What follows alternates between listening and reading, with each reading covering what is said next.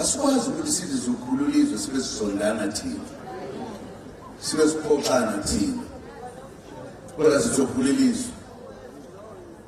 Sizoshuka kanjani kulo muntu osaguga kakhulu namhlanje nimbiza, kunomuntu emhlanje nimbiza napho yahlupha, owasihlupha sonke saze saphuma ngesandla, kodwa kangiphumanga mina, ngikhona lapho ngaphakathi.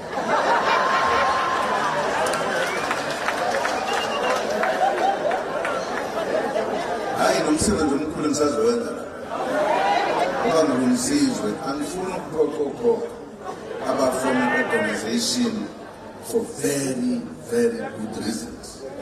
You know abantu bese sicaba ukuthi yoniwe okhokho enwa abantu. So dila nabo lesikhathi salapho siyenze. So manje salungisa into yona ke khululizwe. Saphumelela nje ngale seqeda sathi ngisephatha. So baqoqa. Baqoqa la. Kodwa indaba endala le. Ngiyabona bomama banesihe. Bathi lo mama kunento ayenzile ukuqala nje ukubekezela. Ngoba hayi ukuthi amaphoyisa ayengadlali ngayo, angixoxe indaba, ngikhuluma nje ngayo ukuthi umama onjani, laba omama babone ukuthi bangamvakashela bangijabulise.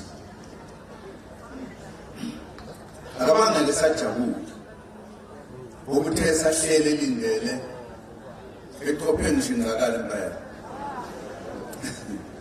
Abangayazi ngakala boyibuzwa kwabanye. Nange sezwa kuthiwa sekulimele omama eNtujambili. Namhlanje usakhathazekile emphefumulweni. Namhlanje usacabanga yena ngomuntu onesihe ukuthi awuyini bandla ukuletha abantwana babantu ngoba bebeza kimi. Ngithi akunjalo. Impilo enye into. Ingozi vela noma yinini. Awukwazi ukuthi ngiyayibona nansiza ngiphephe. Laba bantu balethwe uthando ikakhulukazi lomzabalazo. Ngoba bezwile ukuthi nawe qobo usungumkhonto wesizwe. Bafisa ukuzokujabulisa.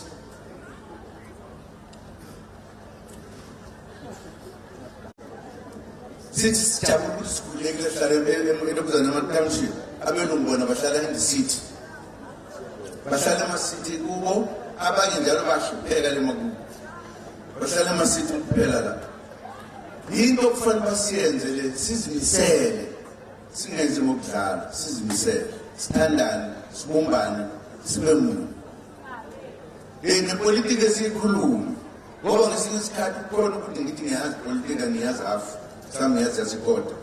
Ngicabanga ukuthi ngizipolitika ndangenza khona. Kufanele sibe umehluko. Singabizwa ngogogo nathi kusasa. Ngoba siphila khona sibizwa ngogogo phela. Siyezwana. Asithi uma kukhona bethu abasishiyile kufanele sithathe amagxatha amaningi ukufika ekugcineni ukukhulula izwe lakithi.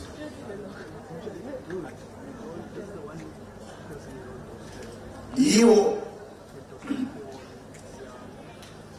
umsindo ongalungile oyosenza ukuthi kuthatha isikhathi eside ukuthi sikhululeke. Kodwa masisheshisa siyokhululeka. Isiyenziwa lula lento. Into efuneka i-2/3 majority kaSono. Izwe lisezandleni zethu. Sibuyisa konke nomthetho konke. Simisa izinto ezithathwa la zodayiswa abantu bale. Odayisa thina masifuna ukudayisa into kwezomnotho. Ngifisa sakhane bakwethu. Ake sakhe indlu emnyama eyosala ixoxwa indaba ngayo ukuthi bakhulula abantu izwe elimnyama.